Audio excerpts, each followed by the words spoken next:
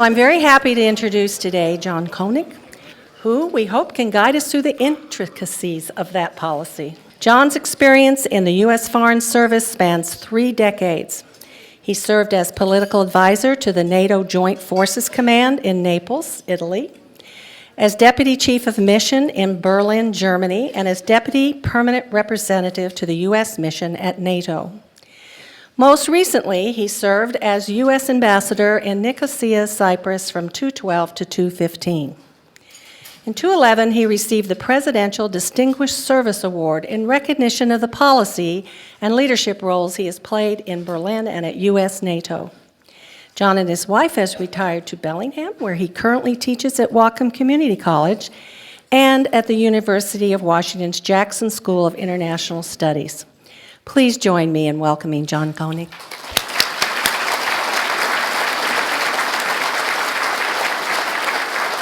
Well, thank you very much. Thank you. I'd like to thank Dan and Jane for this opportunity to speak to the City Club. I'd also like to thank all of you here today. And I do very much look forward to your questions and comments at the end of the remarks. I hope that I leave plenty of time for that. I think it's quite important. This is a set of issues that I believe I'm glad to see so many people in Bellingham are interested in. So,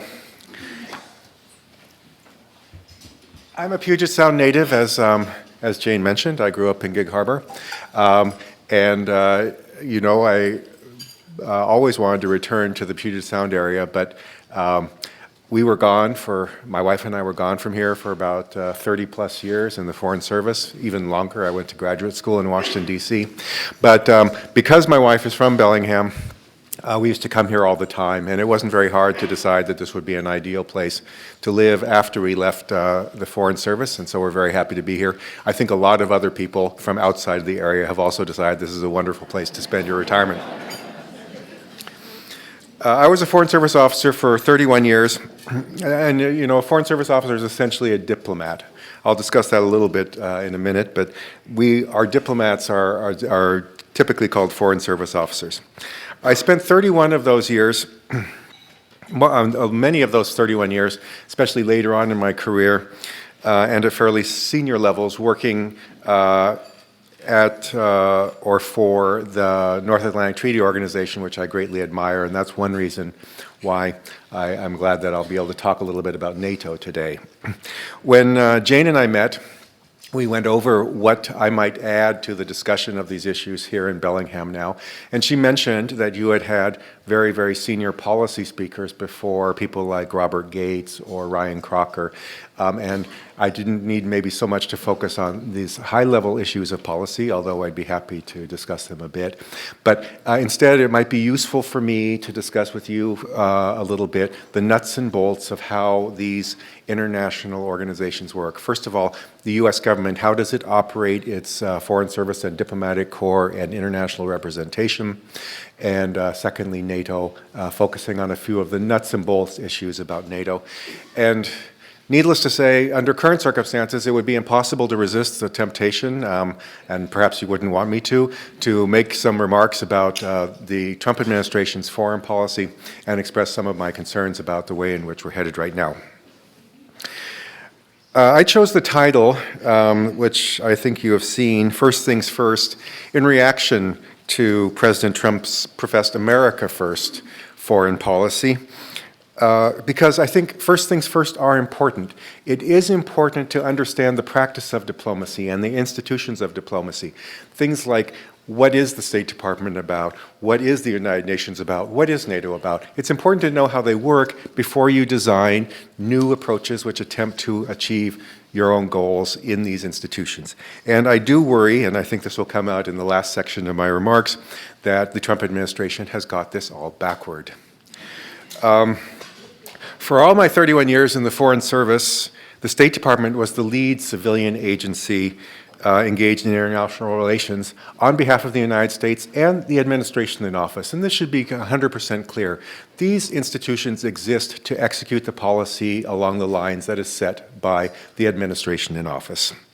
To be sure, there were times when the National Security Council staff, in other words, the White House essentially itself, a more political institution, engaged foreign partners directly, but state always had the overall lead for the conduct of foreign policy. The other main components of what is called the Washington Interagency, which I don't know if people are very familiar outside of the conduct of foreign affairs or the foreign affairs community, the Washington Interagency. The other elements were the Pentagon, the U.S. military, the Joint Chiefs, the intelligence community, of course, the White House itself, and depending on the issue, a handful of other cabinet departments, typically Treasury, Justice, Commerce, Agriculture, Homeland Security, sometimes others. Now, our interagency has long used a dense network of communications and consultation. It seems very bureaucratic, but it is used to develop policies to advance the administration's agenda, to respond to crises, and avoid mistakes. Most policy deliberations are structured around a range of meetings which are chaired by the National Security Council staff. And they range in level from like a deputy assistant secretary, so like fourth usually level down in these large bureaucracies in Washington, to the president and his cabinet, which is the highest level interagency meeting that exists. And these meetings are aimed at airing questions, resolving disagreements, and making decisions ultimately, even though the president is the final decider, making decisions about foreign affairs matters, and avoiding mistakes. I will keep coming back to avoiding mistakes. This system doesn't work perfectly, never did work perfectly, in my experience, but it worked quite well. I don't believe it is really working right now at all, to be honest, which I'll discuss a bit later. But for all its shortcomings, and it was time-consuming and bureaucratic, it was the envy of most of my foreign colleagues because it enabled the United States to conduct an active foreign policy and at the same time avoid a lot of mistakes. I don't mean to just repeat President Obama's word, don't do stupid stuff, but stupid stuff is damaging, so it's best not to do it. So here's a small example. Back in 2014, when I was ambassador to Cyprus, the United States government became aware of a North Korean vessel called the Morning Glory, which had been pirated in the Mediterranean and was loaded with stolen Libyan oil. The ship was loitering off the south coast of Cyprus, the island where I was working, and it had no clear course or destination. Of course, we assumed the worst about its intentions. Because of where the problem arose, the ambassador to Libya, who was at that time residing in Malta, by the way, and I were included via secure video link in one of these interagency meetings called a Policy Coordination Committee meeting, or PCC. This one was at the undersecretary level, so at like the third level down from the cabinet. These meetings were always scheduled, by the way, during business hours in Washington, which meant that if you lived in Nicosia, Cyprus, it was the middle of the night. But I didn't really mind because it was extremely useful as ambassador out there to participate in these discussions, and it was especially true in this case. In the case of the Morning Glory, it was clear that the North Koreans were not going to be very helpful. So when we looked at what we were going to do, the U.S. Navy was really the tool that we thought we had at our disposal. The vessel was in the high sea, on the high seas. No nation had direct jurisdiction except for the flag vessel and the owning vessel. Flag nation and the owning nation. So we decided we needed to take some action. And there were a lot of military and operational questions that arose, and these were dealt with extremely well by the Pentagon and the Joint Chiefs. They do their job extremely competently. But my role was to participate together with others on the political side to decide what we should do about the Morning Glory once it was in U.S. hands. So two options were on the table at that time. One was to return the ship to Libya, where it could offload its stolen cargo. And the other was to bring the ship to Cyprus. And at the end of about an hour of discussion in which I was thinking, let's not bring this thing to Cyprus, the senior NSC staff person who was chairing the meeting wrapped everything up, and the decision was going to be bring it to Cyprus. So knew already that this would have created a mess for a variety of reasons. First of all, Cyprus would not be willing to take custody of this vessel, and it wouldn't take custody of the cargo, and it would have a huge problem dealing with the crew and the pirates. Moreover, it was obvious, this was something I had known from previous experience with Washington and everyone dealing with Cyprus in the U.S. government, there was a very high level of resentment about the way Cyprus had dealt with a cargo of arms from Iran that were stopped en route to Syria a couple of years earlier, which turned into a disaster for the Cypriots, but also was something which the U.S. government resented quite a bit about the way that it was dealt with in the end, even though they had done they had taken them, they had impounded them based on our request. I was thinking that this couldn't actually be allowed to happen. The resentment that was felt on the American side was reciprocated actually by the Cypriots, who resented the fact that they had been saddled with this problem. So just as they were wrapping up, I kind of jumped in with just a big, wait a minute, come on, I'm off here on a remote connection by video, somebody who never has participated in these meetings or very rarely, so I'm not a familiar face. And you had also the awkwardness of a video conference, which you have group dynamics all the time, but video conferences don't work very well. I don't know if you have this experience, but they tend to be much more awkward and there's a lot more miscommunication. So I jumped in with this, wait a minute, and said, explained my reasoning for thinking that we should have a better solution back to Libya, and it actually worked. Within like 2 minutes, the whole thing flipped around, and instead of bringing the ship to Cyprus with all the accompanying trouble, it was going back to Libya. So the next day, in fact, the SEALs took the ship, directed the crew to take it to Libya. It went to Libya, went to a safe port, offloaded the oil, and the story of Libya was not a particularly positive one, but this particular case was a case that turned out well.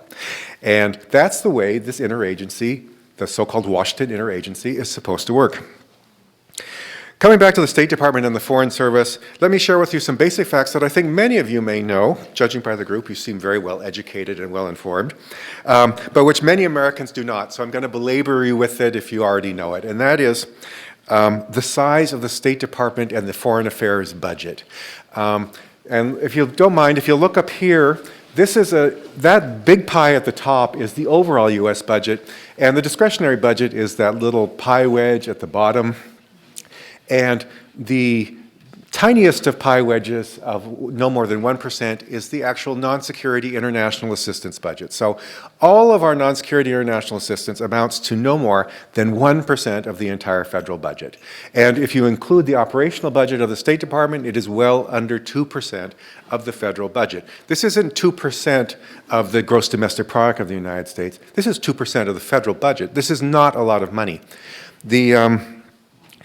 This budget funds our diplomacy to prevent and manage and resolve crises, including many with potential security implications. That's one reason why the Pentagon is always interested in the size of the State Department budget. This is the money that feeds victims of famine and helps to combat AIDS and other communicable diseases abroad, helping to protect the United States from communicable disease and other health threats. This is the money that enables us to enlist the support of other countries and international organizations for American objectives around the world.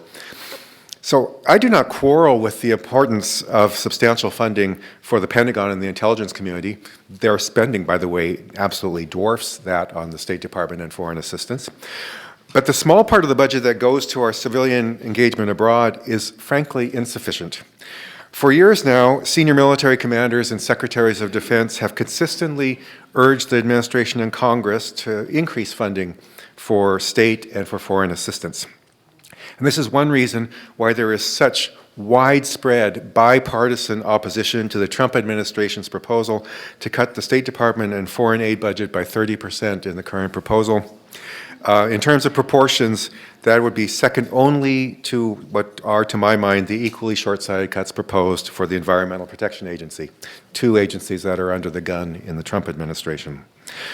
The footprint of the State Department comprises the department headquarters in Washington, D.C., various offices in the United States involved in issuing passports mainly, but they also do some very specific security tasks like visitor protection for senior foreign visitors, and some 300 missions abroad, which consist of embassies, consulates, and all sorts of other small offices.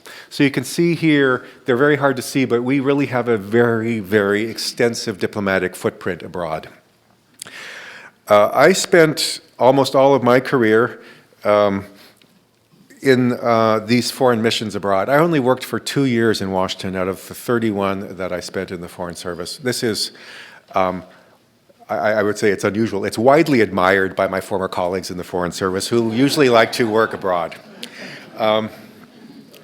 The diplomatic post in which I served, just to give you an idea of the range of the size of these missions, they ranged from the embassy in Manila, which was huge when I was there. It had a massive AID component as well, probably about 2,000 people, I think, maybe more.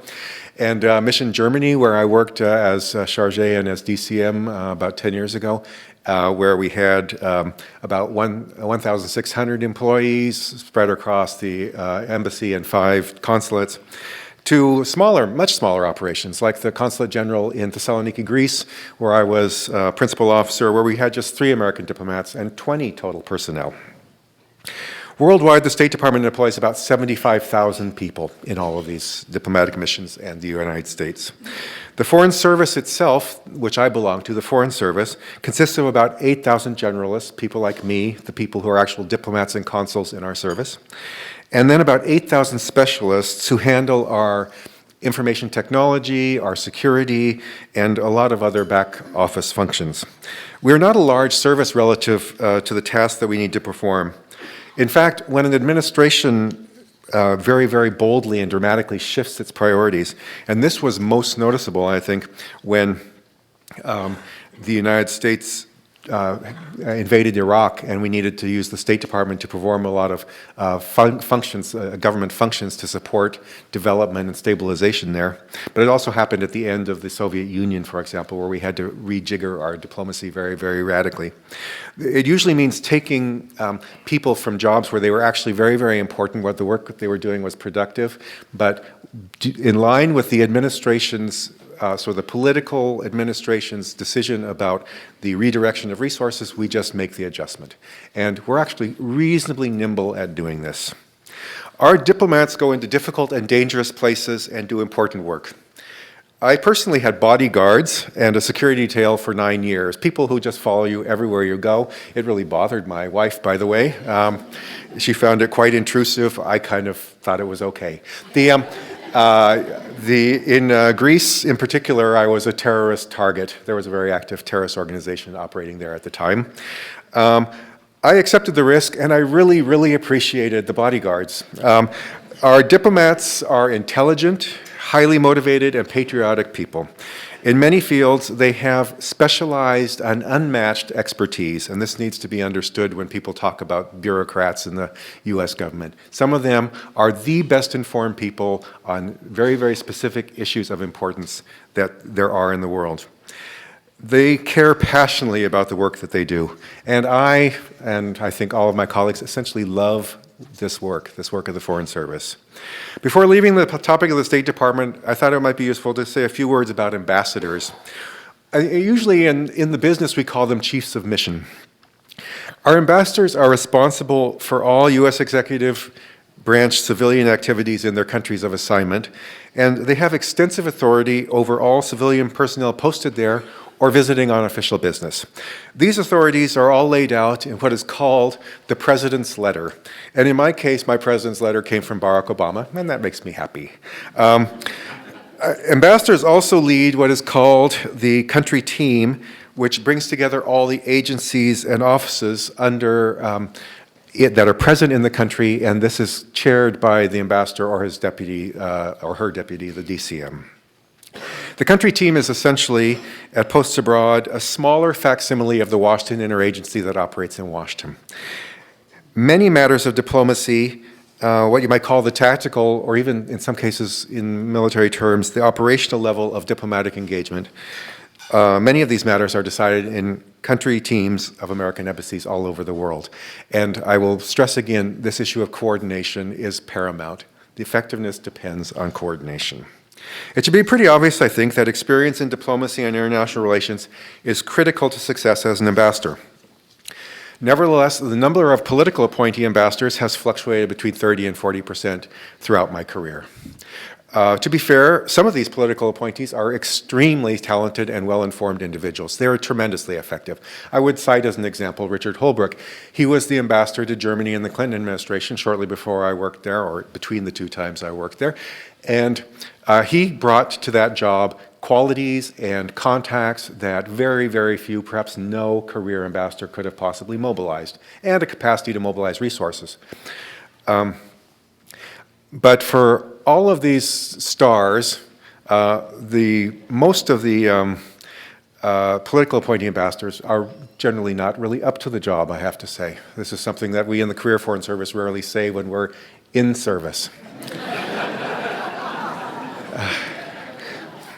My ambassador in Germany was a good example of that. A talented man, a very good man, who had built his family business into a Fortune 100 industrial company and was a critical Republican donor in a key swing state for the George W. Bush campaign. But he had no experience in government, let alone diplomacy, and his only experience with foreign affairs was the effort to build his own company. He was a very good man and intelligent, and he recognized, I think, that he was out of his depth, and he just basically delegated a huge amount of the job to me. He would nonetheless do things that only he could do. He could pick up the phone, for example, and call the White House and speak with the Chief of Staff, Andrew Card, when we needed money or a little help at the White House to get something done. But otherwise, he realized that he did not have the background that would enable him to operate effectively as a chief of mission in an important American embassy abroad. And this is part that is even less frequently said, but in addition to these, the majority of political appointees who are very much motivated, very much want to do good, and very intelligent and capable individuals, generally speaking, we also have a fair number of, at least a few nincompoops among these people. I mean, real bad choices for their jobs. And people who come in, they want to shake everything up, generally speaking. They don't really know anything about diplomacy when they take the job. They decide that everything's been done incorrectly up until the day that they arrived in capital X, and they try to recreate, out of their own, sometimes limited background, a better way of doing diplomacy. We've had you know about these people when you're in the service. The word gets around very quickly. We have, for example, had, during the time I was in the Foreign Service, 2 ambassadors in Romania, an important country, one during the Cold War, one in the post-Cold War era, who absolutely destroyed the missions that they were working in through their desire to redo the way the American government represents itself abroad. Usually, they think that they can rely on their own instincts and prejudices to do a better job than anybody who's been involved in it up until then. And they also tend to rely on sycophants who, for a time at least, are pretty abundant when you're a newly arrived ambassador in a post abroad. So let's turn a bit to the North Atlantic Treaty Organization. I have the highest regard for the Atlantic Alliance. I just love this alliance and what it does for America and the American people. So this map shows the alliance, the allies. This shows 27, we're now 28, because since this map came out, Montenegro, a small country in Western Balkans, has joined the alliance as the most recent ally. So, as you may have seen from my short bio, I did serve twice in NATO, once as the Deputy American Perm Rep, or Permanent Representative at the NATO headquarters, and for about 6 months I was acting Perm Rep, or effectively Ambassador to NATO. And in NATO, the way that it works, the ambassadors actually run the organization. We have a thing called the North Atlantic Council, where the ambassadors meet and where the meeting is chaired by the Secretary General of NATO, and we make all the decisions for NATO at that meeting. It also exists, by the way, periodically at the Secretary of Defense, Secretary of State, or Foreign Minister, and head of state levels.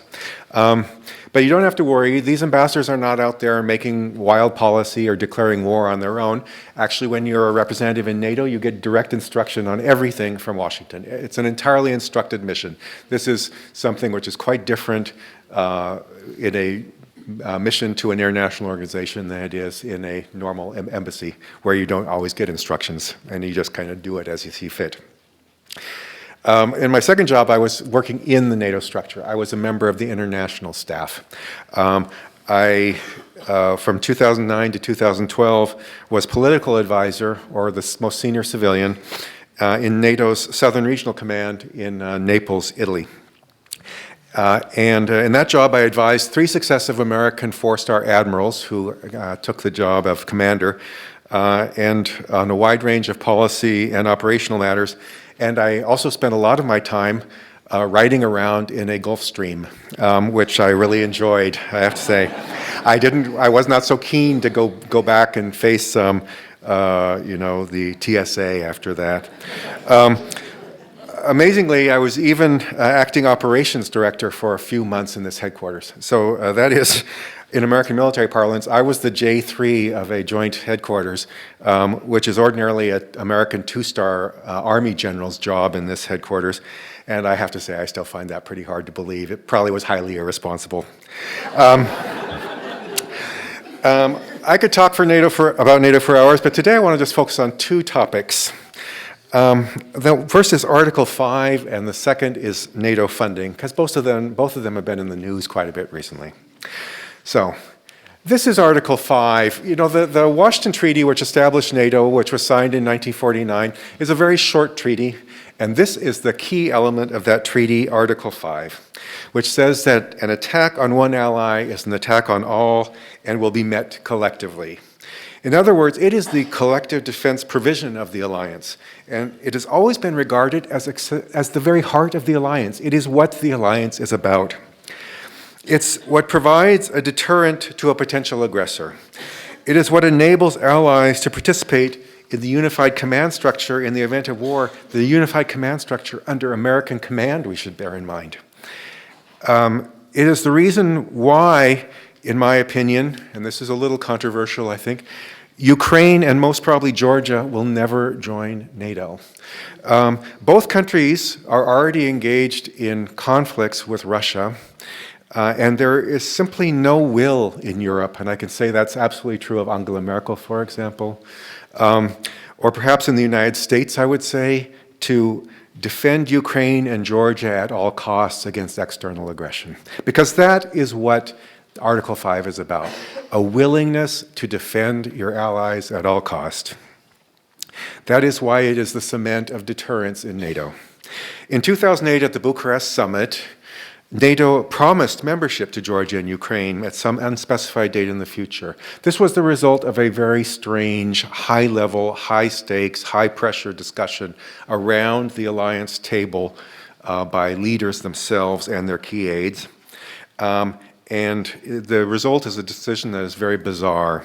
It won't be easy to reverse this promise of membership to Ukraine and Georgia, but I think it would be even harder and far less sound to live up to it. Anyway, getting back to my main point, the United States, the American unwavering commitment to Article 5 is what enables the U.S. to provide effective leadership to the alliance and to dominate its military wing. When a country joins NATO, we bring them under America's nuclear umbrella, and we pledge to support them with all our conventional capability, which is indeed massive. We all pledge to support each other with all of our capabilities.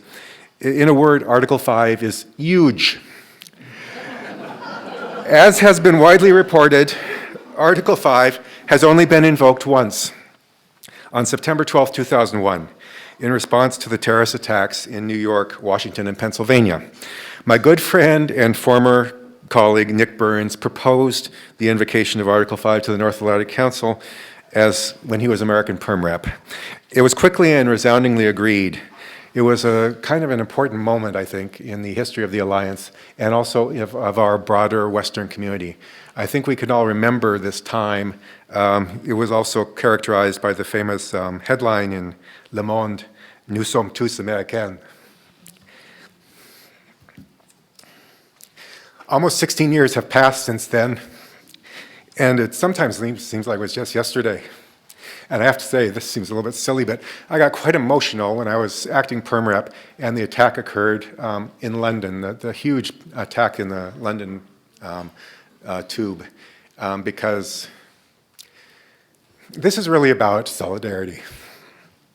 Anyway, it sometimes seems like this happened just yesterday to me right now, for example, but in many other ways, it seems as though it's the distant, sort of frozen past that we can't quite find our way back to anymore.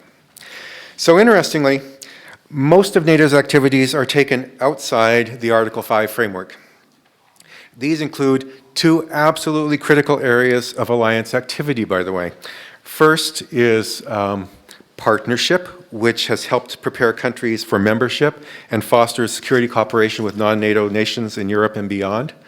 And the second is crisis response operations, ranging from NATO's intervention in Bosnia in the Western Balkans back in the mid-1990s to the current security mission in Afghanistan, which has now been going on well over 10 years. But there have been many others besides. These activities are undertaken to protect and advance our common security interests, but they are not collective defense, strictly speaking. Afghanistan is an interesting case.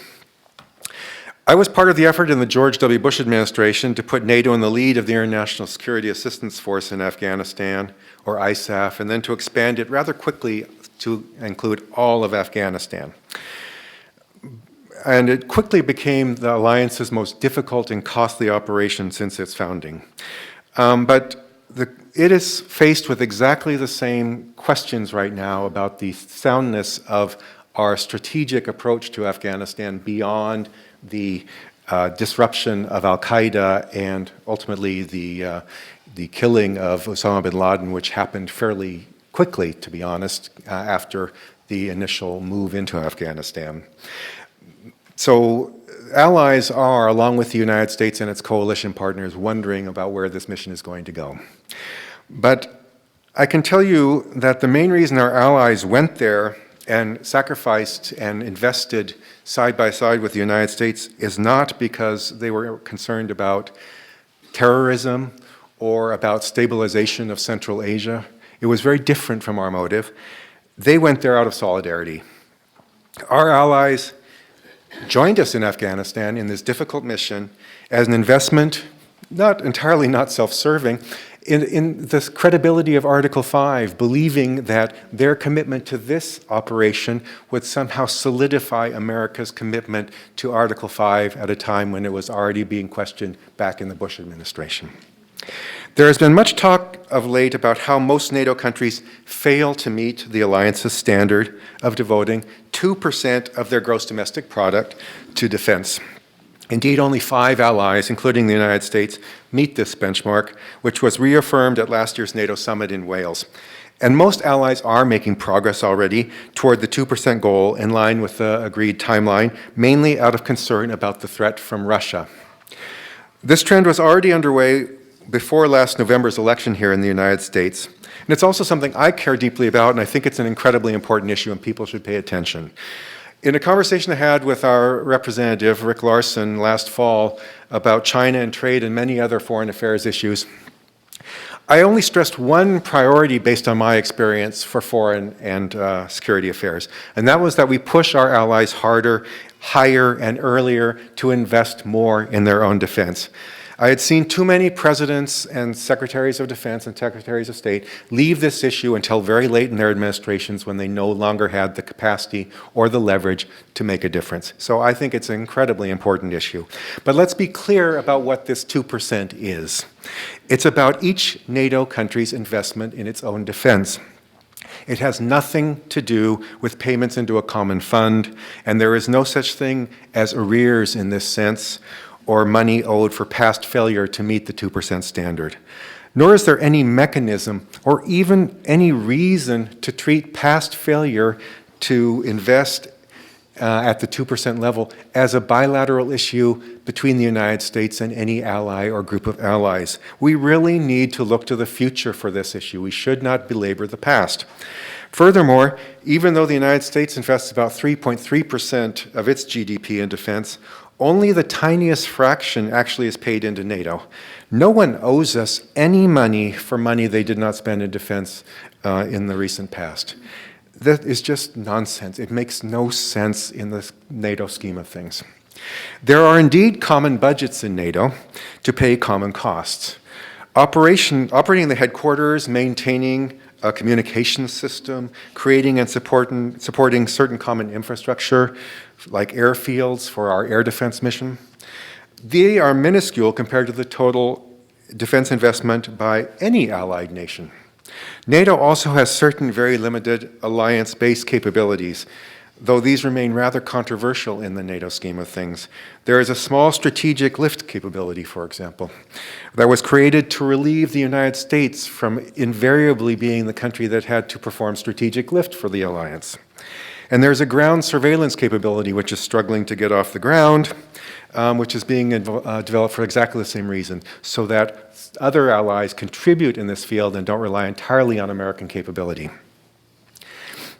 Each country pays into NATO budgets according to an agreed cost share.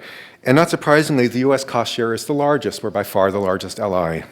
In recent years, it's been between 22 and 23%. The cost shares are recalculated every other year based on the relative size of GDP. All allies participate equitably, and the per capita cost for some, including, for example, Germany, is much, much higher than it is for the United States.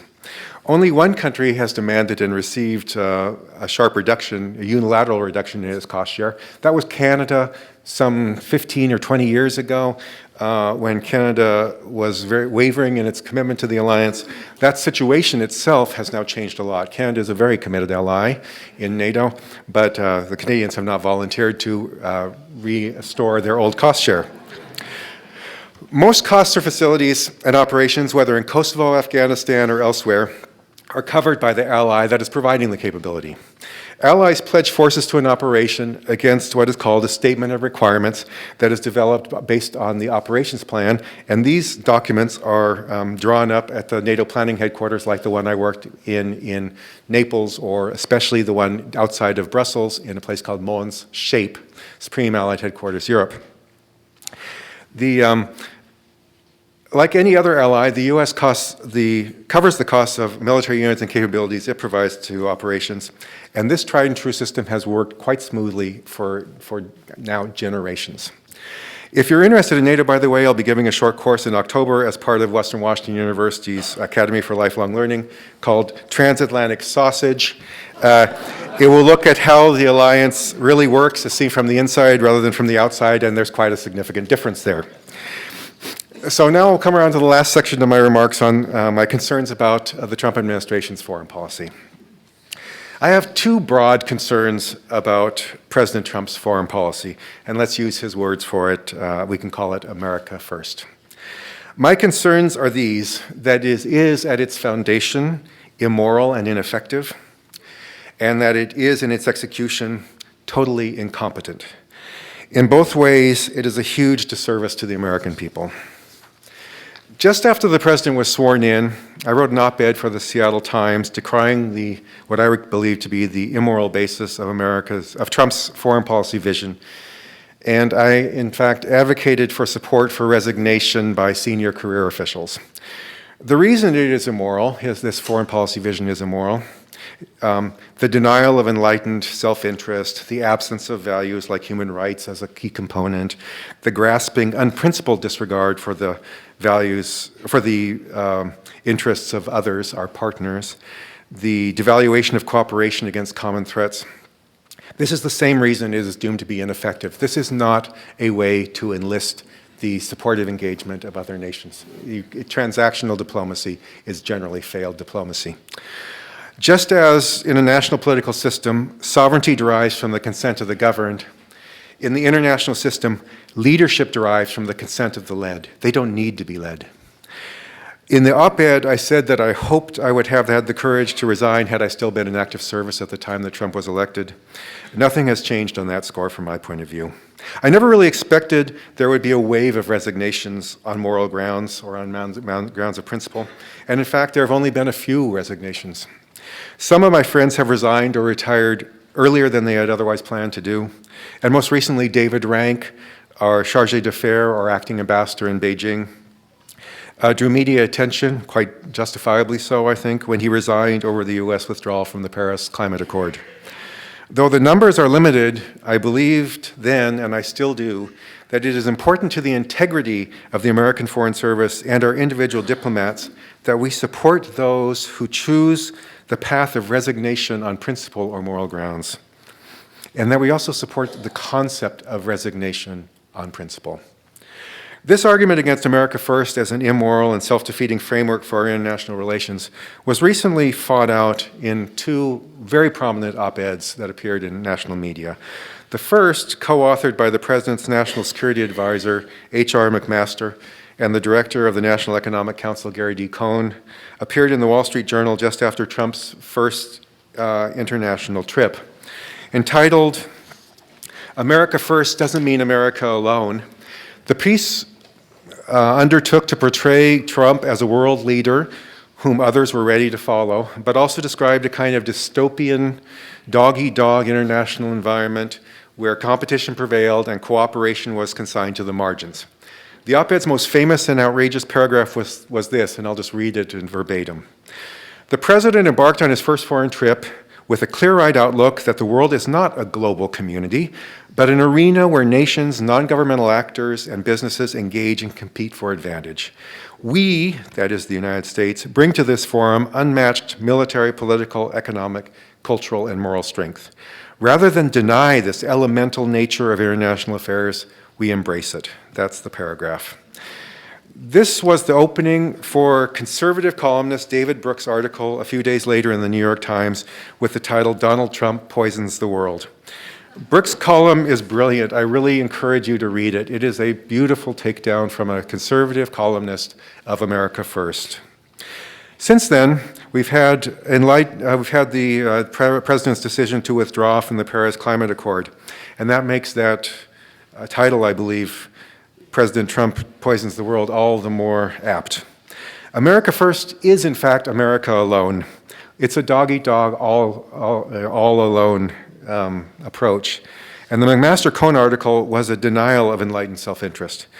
It was, in effect, a declaration of the end of the American century, which was built on the lessons of 2 world wars and the postulate, which I think is a valid postulate, that all countries, even the most powerful, benefit from a global order based on cooperation ahead of conflict and mutual respect for certain principles like the rule of law, human rights, and free markets.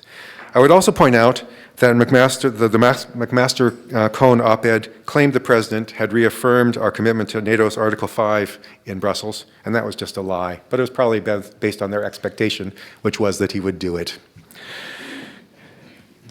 The withdrawal from the Paris Climate Accord and the failure to reaffirm Article 5 in Brussels are perfect examples as well of the colossal incompetence of President Trump and his administration when it comes to international relations and foreign policy. It is really unprecedented in my experience. Both moves gravely eroded America's international standing and deepened a rift between the administration and our European allies that will have real costs. There'll be real pain out of this. As a practical matter, they were both entirely unjustified from everything I've read. Withdrawal from the Paris Accord appears to have been a narrowly partisan political move aimed at a domestic audience with no real benefits and substantial costs to the United States.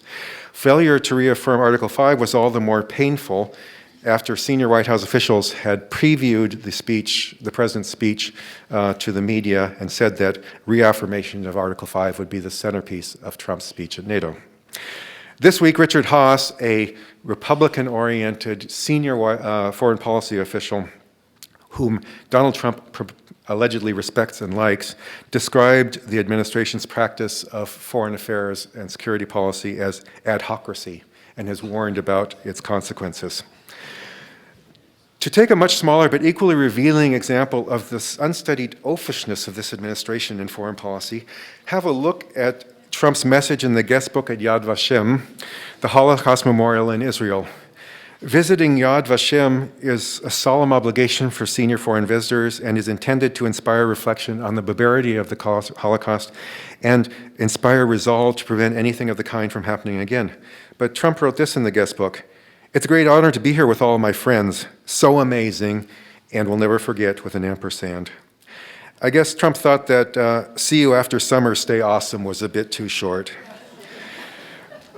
Some of these missteps may be caused by bad staff work. This is a box and wire diagram of the leadership positions in the State Department as of November 2016. And I've brought this to try to show you just how sparse and what kind of effect the Trump administration has had on our ability to conduct foreign policy. The Trump administration has only moved to fill one of the senior policy level jobs at the State Department, that is the Deputy Secretary of State. But those yellow boxes show all of the senior positions that require Senate confirmation that are not filled. And they include all of the regional bureau secretaries of state, most of the functional bureau secretaries of state, assistant secretaries of state, and many, many other critical positions. One of the assistant secretaries of state that has not been filled is the diplomatic security, the person who's responsible for the safety of our diplomats and missions posted abroad. These are positions that link the White House to the professionals who year in, year out actually do most of the administration's work in the department and in foreign affairs. When the positions are vacant, the system breaks down as it is breaking down now.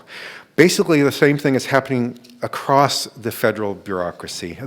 And I don't mean to call these people bureaucrats. Some of them are very senior officials. These people are certainly not the bureaucrats per se, the ones who would be marked in these yellow boxes. As of June 15th, the Trump administration had nominated only 83 individuals to fill the 558 senior sub-cabinet positions that require Senate confirmation. So how does this compare with Trump's predecessors? In the first Obama administration, they had already nominated 219 rather than 83. In George W. Bush's first administration, 177 rather than 83.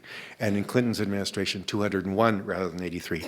And as for ambassadors, the Trump administration has only nominated 20 ambassadors and has only seen 6 receive confirmation. In the Obama administration, at this same exact point, it was 40 ambassadors. The impact on the effectiveness of the U.S. government, including the Washington Interagency that vets foreign and security policy and minimizes mistakes, is absolutely severe. It is hard to explain why the administration is letting this happen.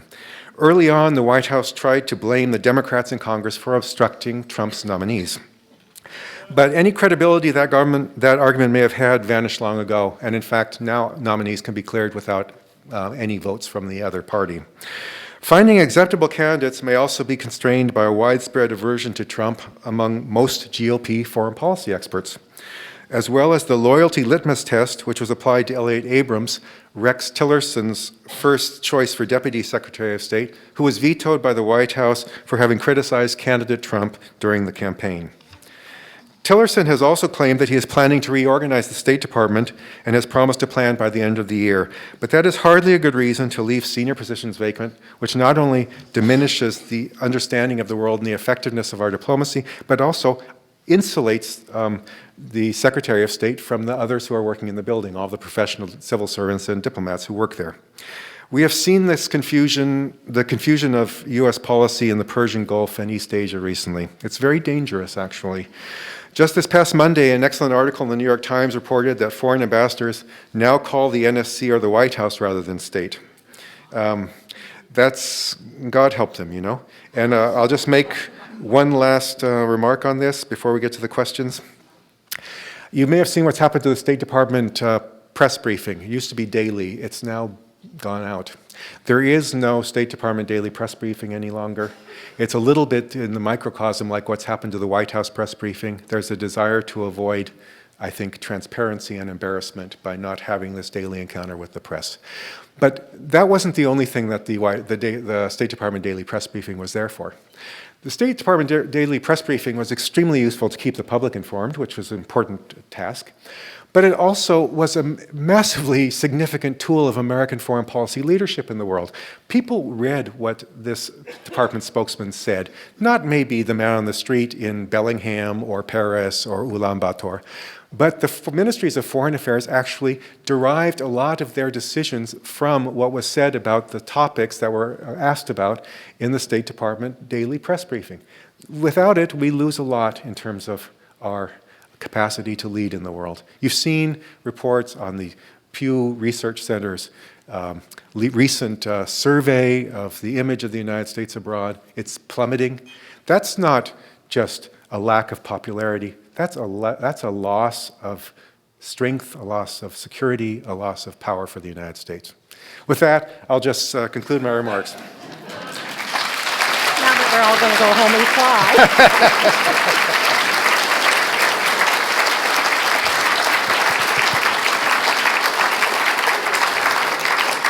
I think we're all going to have to take the course. I have one question before I turn it over to the audience, and that is playing devil's advocate. If everybody quits that's like you say, resigns, who have experience, doesn't that make the situation even worse? I mean, this is the point that many of my colleagues have made, including some who attracted a lot of attention at the time they left the State Department. People like Tom Countryman, if you know the name, or Dan Freed. They both retired in the last several months, having been effectively pushed out by the Trump administration. And they have called on people to stay put. And I don't disagree with that. And I think that it would be a great disservice if a large number of American diplomats and foreign service and civil servants left, because we would lose a lot of capacity. But I think my intention is somewhat different. I think we don't provide adequate support to people who have resigned on principle, and that's based on my experience with certain people I know who have resigned on principle. They feel as though they've been cast out. There's no network to support them any longer. They lose a lot of friends over this, frankly, not because the friendships aren't necessarily broken, but because they lose contact. And I think that we need to recognize that their example goes some way to keeping the rest of us honest. And if they are seen to suffer, I think an important expression of personal integrity will be somehow rendered even more difficult. Mr. Koenig, with respect to your presentation, Sorry. do you have any advice for us on how to annex to Canada? Well, you know, I think it's crossed everyone's mind who lives in Whatcom County. I don't know if we could have, like, instead of 54-40 or fight, we could have like 48 or fight. But I don't. But I think it is important to openly express your support and admiration for what the Canadian government is doing. They've been a very good ally through this period. And Justin Trudeau, I think, has managed this relationship with President Trump about as well as anyone.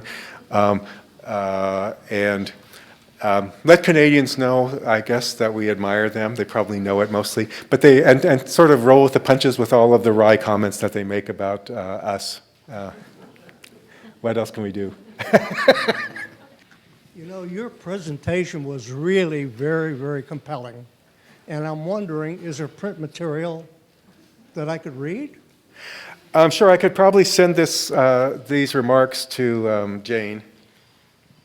It will be on our website and also on Channel 10, so you can take notes from that.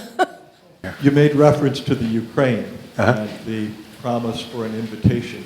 But beyond the Ukraine, do you feel that NATO made a mistake either in moving as far east as it did, or in the way that it moved east as it did, in respect to the threats felt by Russia? I personally don't. This is, though, a pretty lively debate now in retrospect as we see the sorry state of U.S. and West relations between Russia and the United States and the rest of the West. I believe that the circumstances which existed in the 1990s made the first round of enlargement virtually inevitable. And subsequent rounds of enlargement have not so much affected Russia's perspective except for the enlargement to the Baltic states, which happened in 2004, together with 7 other new allies. That, I think, was also in its way justified, particularly against the history of American foreign policy, which had never recognized the annexation of the Baltic republics, but also by the Soviet Union, but also because there is an important issue of what democracies in Europe should do about their defense. These countries felt threatened by Russia, it's true. And the fact that we have incorporated several new allies whose most serious external security threat comes from Russia, of course, changes the relationship between Russia and NATO in a way that wouldn't have otherwise been the case in the post-Cold War environment.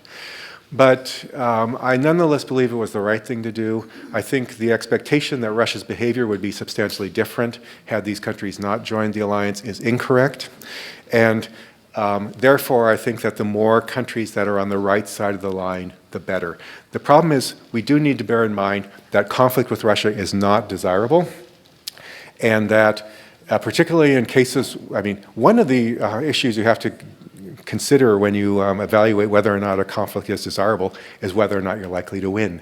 And one of the big problems in Ukraine and Georgia is that we would never win, at least not at a cost that was acceptable to the other allies. That is not the case, I don't think, in the countries that have already joined the alliance. There we can defend. These countries can be defended as members of NATO. I think that even goes for the Baltic states.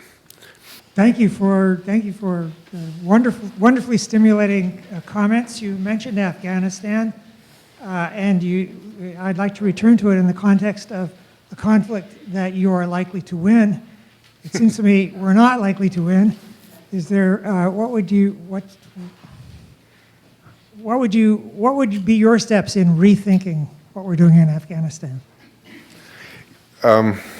You know, I'm not an expert in Afghanistan. I was very much involved in persuading allies and working with them on taking over the ISAF mission and in expanding the footprint of ISAF to take in the entire country. I've been sort of joining in lightly with a group of former American diplomats and military officers who are talking about this, but only very tangentially. I think right now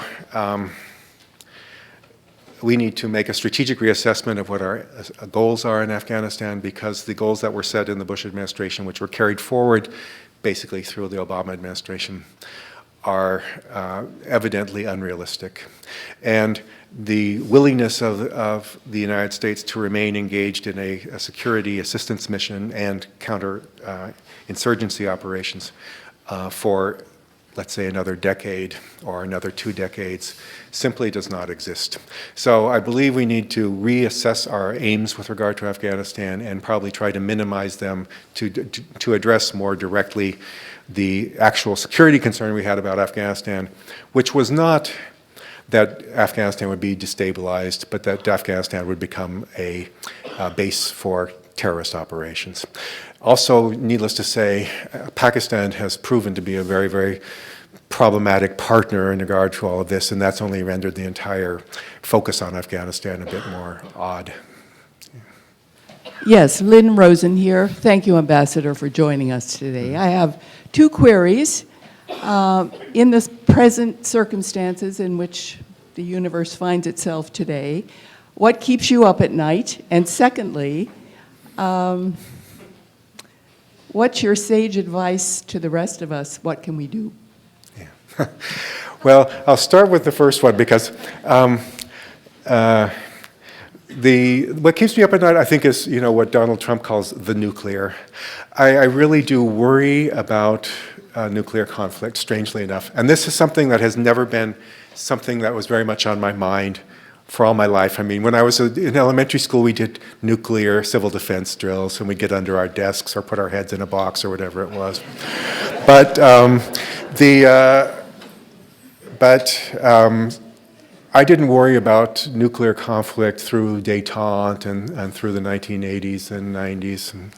But now I do. There's a strange fascination with nuclear capability that Donald Trump has, and he also has said quite frighteningly that, I think we need to look at how we utilize this capacity. And, he seems to be encouraging countries to acquire nuclear weapons. He seems not to be very committed to non-proliferation. I think that's a big worry. But on the other hand, what gets me up in the morning is the need to read the headlines in the newspaper. So even if I don't sleep, I still want to get up and see what's happened overnight. And I don't know I don't have a lot of advice on what to do except remain politically engaged. Make your views known to our representatives and our senators in Washington or directly to the White House. Subscribe to news media that require subscriptions, whether it's the Wall Street Journal or the Washington Post or whatever it is. Do subscribe. We need to support journalists who are doing their jobs right. Just don't let this become the new normal. Yeah.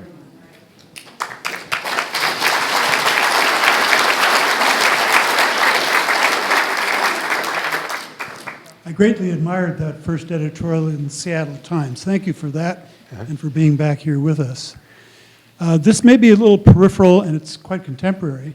You spent a lot of time in Cyprus, and I'm wondering what you know about the banking circuitry in Cyprus that you think we ought to know about it looking forward. Yeah, sure. Banking in Cyprus, I used to argue when I was ambassador to Cyprus with some justification that Cyprus got a sort of bad rap for actual full-blown money laundering. And in fact, Cyprus may get a little bit of a bad rap on full-blown money laundering because it did clean up its act quite a bit between the early 2000s through EU accession and to today. But Cyprus is a classic place for people to essentially launder money. It's usually about Russians seeking to evade tax and to transform their money into sort of offshore money, which is then reinvested back in Russia. So this has created a rather large industry of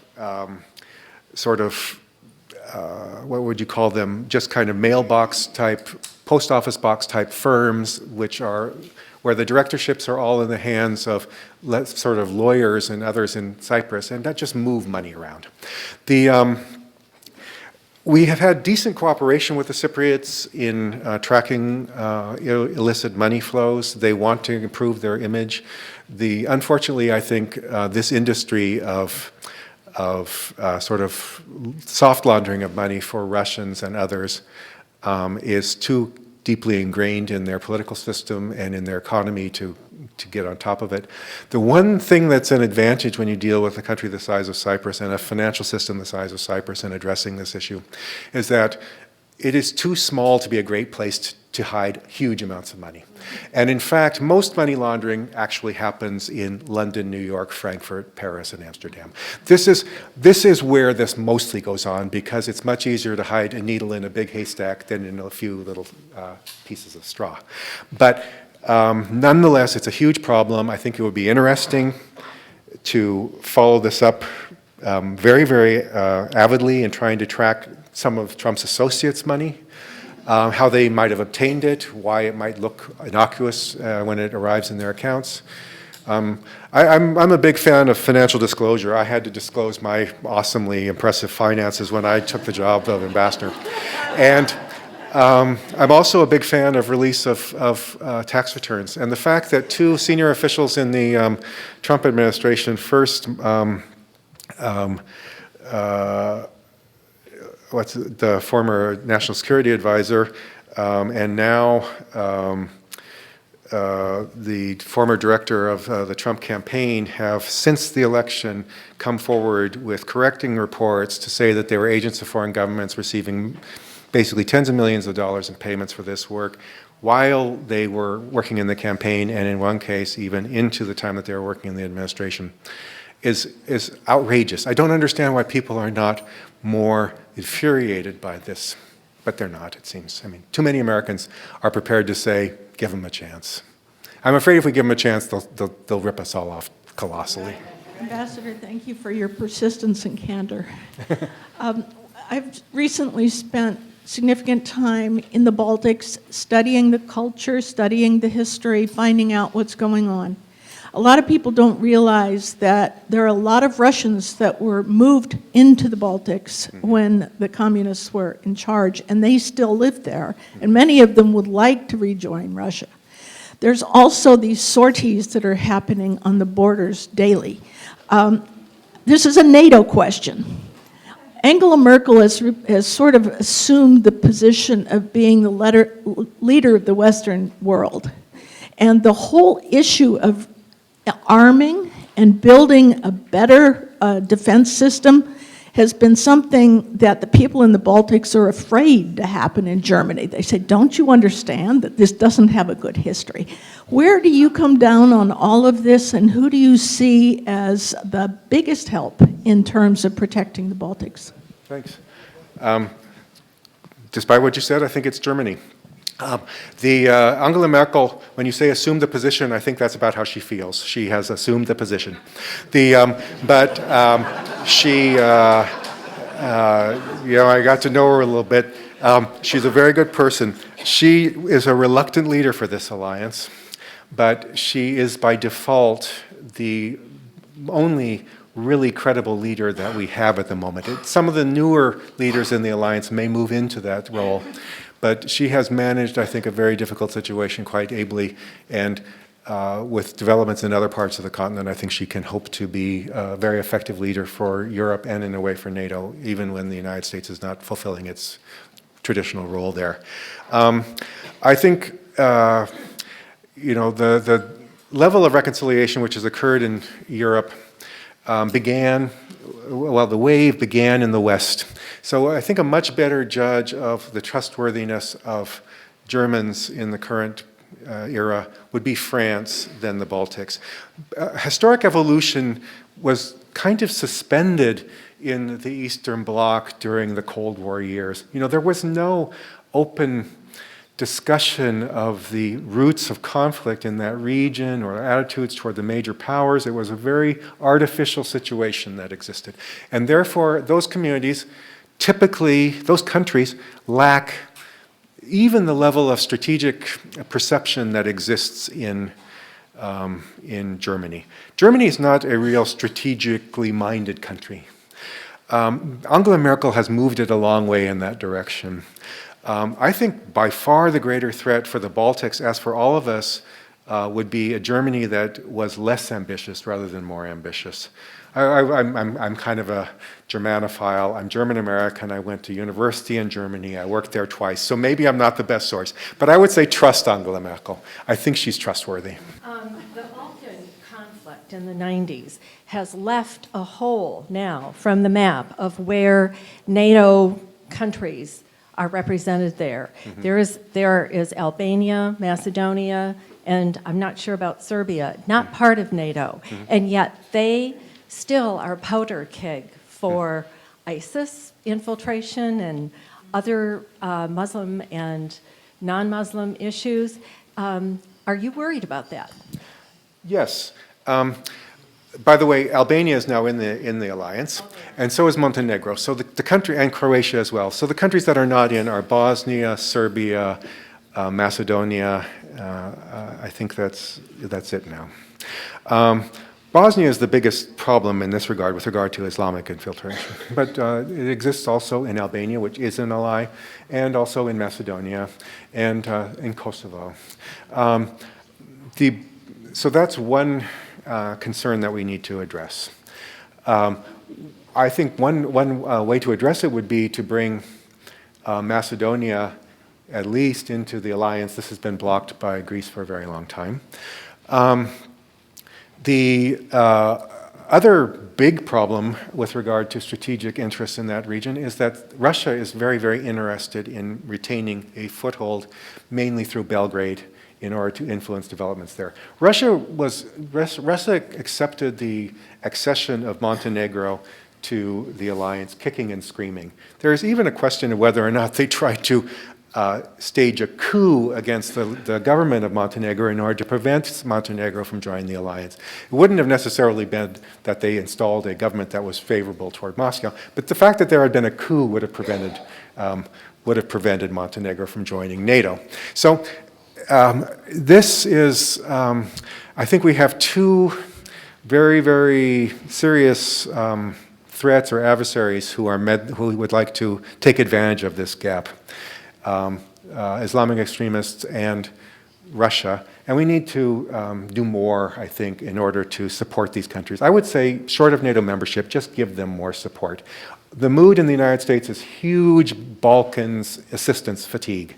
We are so sick of assisting the Balkans at a national level. It's no joke. But I think money invested there is a good investment. These countries will ultimately be integrated into Western institutions, so it's definitely has a time horizon that we can understand. It's quite different from trying to build democracy in Iraq or Afghanistan.